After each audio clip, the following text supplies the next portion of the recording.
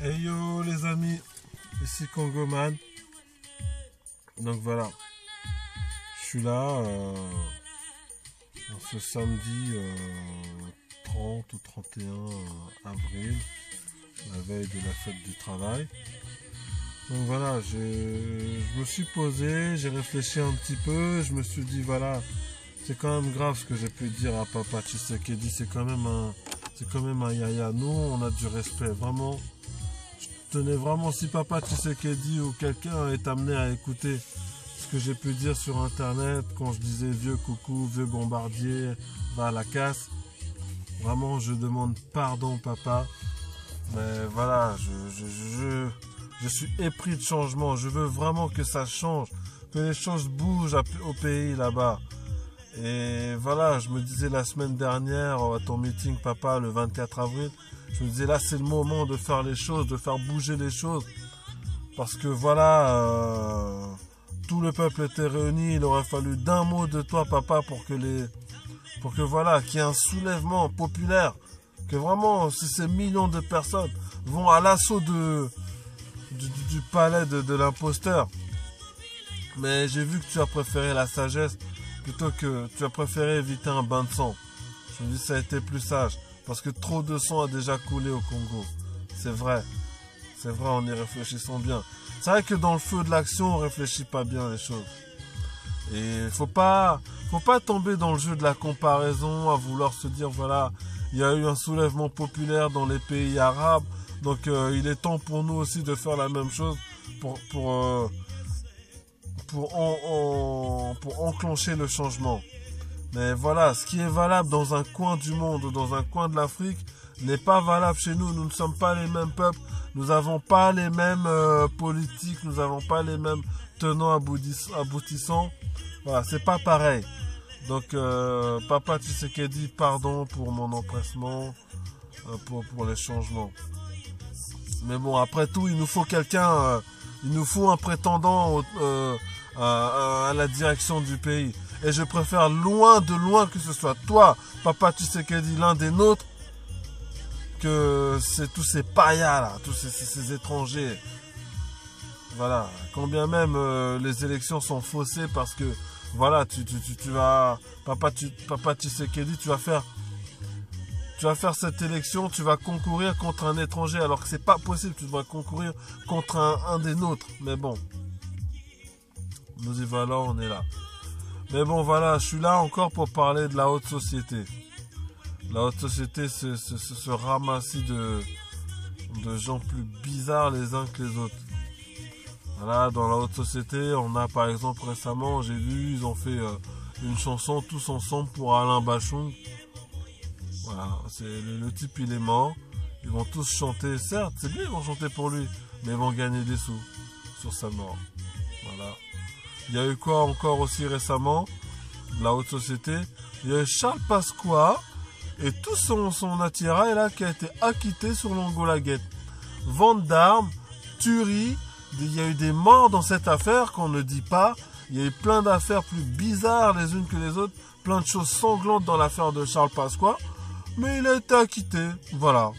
Voilà. Le dicton qui dit les riches ne vont pas en prison, eh ben c'est vrai, les riches ne vont pas en prison. Surtout quand c'est des riches qui ont touché à la politique. Vous savez c'est qui Charles Pasqua? Charles Pasqua c'est celui qui contrôle la drogue en France. C'est lui qui fait passer la drogue. La French Connection là, toutes ces histoires de drogue internationale via qui va dans les États-Unis en passant par la France via les réseaux corses, tout ça. Vous savez, en France, la drogue ne passerait pas. Si vraiment la France se disait on ne veut plus de drogue chez nous, eh ben la drogue ne passerait pas. Elle a les moyens de le faire. Mais voilà, on sait comment c'est. C'est eux qui contrôlent la drogue. C'est la CIA qui contrôle la drogue. Avec tous ces services, tous ces serviteurs, tous ces laquais là, tous ces valets au service du grand empire. Voilà, la haute société.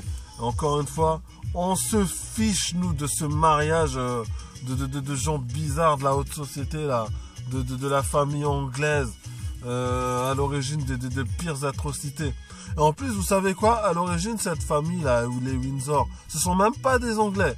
À l'origine, ce sont des gens qui ont des affiliations avec l'Allemagne.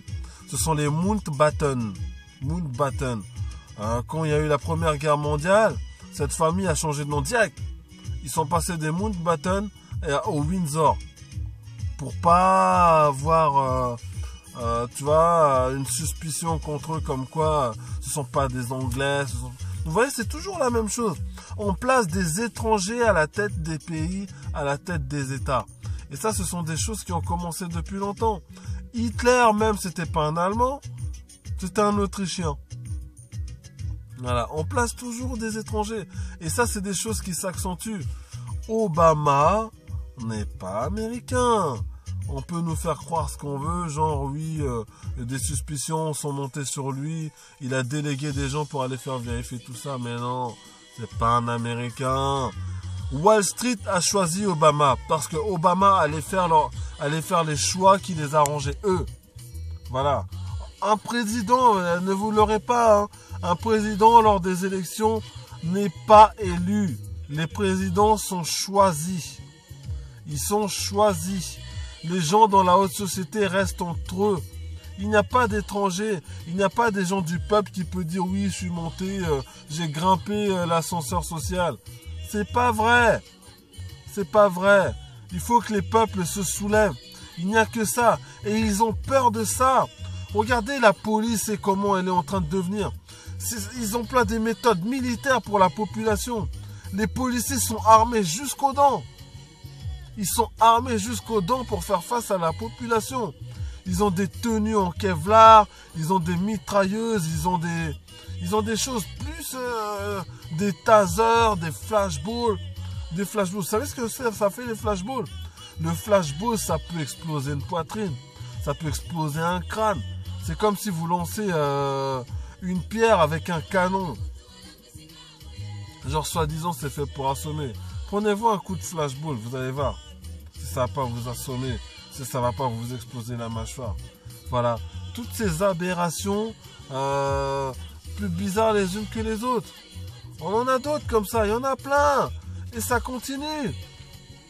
Les histoires du vaccin, là, le Mediator et tout. Ces gens de la haute société qui font des thunes sur notre dos. Le Mediator, on fait des vaccins sur les gens, des trucs sur les populations. On sait même pas ce qu'il y a dedans. On n'a même pas fini de faire les tests. Soi-disant, ces gens-là, ils seront capables de nous inoculer des choses sans savoir ce qu'il y a, sans connaître les aboutissants. Genre, ils se disent, bon, ben, on prend le risque de le faire marcher. Si ça marche, tant pis. Si ça marche pas, tant pis. Vous vous rendez compte? Mais c'est des fous furieux, ces gens-là. Ils n'ont pas peur, ils n'en ont rien à faire de vous et moi. Mes amis, ceux qui vont m'écouter, réveillez-vous. Arrêtez de dormir. L'heure est grave. Et voilà, moi je parle pour mon Congo à moi. Mais c'est pareil en France. C'est pareil en France. La France est en train de se faire dépecer. Les industries françaises sont en train de partir. Les fonds, les richesses françaises sont en train de s'envoler. On donne de l'argent aux gens pour venir en France. On donne de l'argent aux entreprises pour venir en France. Ces entreprises-là, ces gens-là prennent l'argent en France, mais ils s'en vont après. C'est fou. C'est fou, c'est plus dingue que les autres. Voilà. Dans ma famille, moi, on n'est pas tranquille par rapport au fait que oui, Kabila, il envoie des sbires à lui en Europe pour faire du carnage ici en Europe. C'est tout à fait possible. Voilà, mais il faut assumer un moment. Voilà, il faut assumer. Quand on parle, à un moment, quand il faut...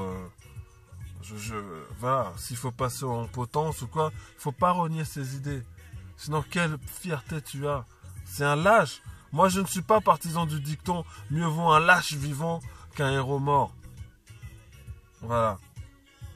Je préfère assumer mes convictions et dire « Voilà, j'ai été jusqu'au bout de mon truc » et les gens s'en souviendront. Plutôt que « Voilà, lui, il a beaucoup parlé, mais on l'a mis sous pression, il s'est calmé. » Non, non, non, non. Moi, c'est mon Congo à moi, c'est mon peuple. Et cet étranger, je ne l'accepterai jamais. On ne peut pas accepter un étranger. Kabila, lâche le Congo. Le Congo n'est pas à toi. De toute façon, rien n'est éternel. Toute chose a une fin. Ta fin est proche.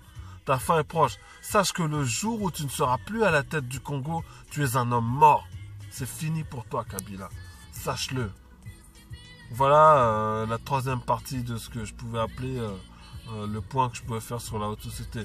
Kabila veut se hisser, ce taximan là qui veut se hisser à la hauteur du Congo, mais tu n'es pas fait, t'as pas les épaules, t'as pas la carrure, tu ne peux pas diriger un Congo.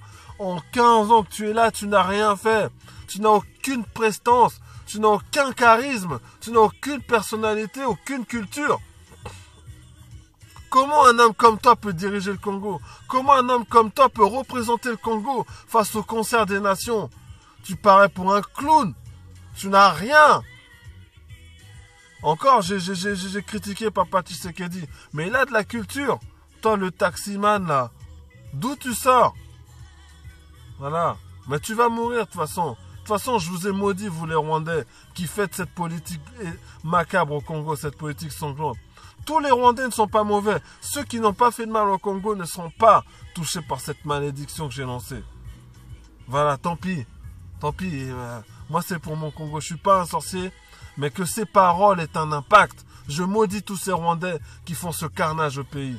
Tous ces Rwandais qui font cette politique macabre au Congo. Voilà. Et vous, les Rwandais qui ne sont pas partisans à ça, arrêtez de dormir. Parce que le sort du Congo, c'est votre sort aussi. Parce que le Congo, c'est un rouleau compresseur. Si le Congo tombe, vous tous, vous tombez. Toute l'Afrique centrale tombe. Personne ne sera épargné. Eh oui, tout ça, ça fait partie d'une structure. Et vous écroulez les fondations d'un bâtiment, tout le bâtiment tombe. C'est pareil pour le Congo. Touchez quelqu'un au cœur et il meurt direct. Voilà. Voilà. Kabila, dégage. Dégage, Kabila, dégage. C'était Congoman. À bientôt, les amis.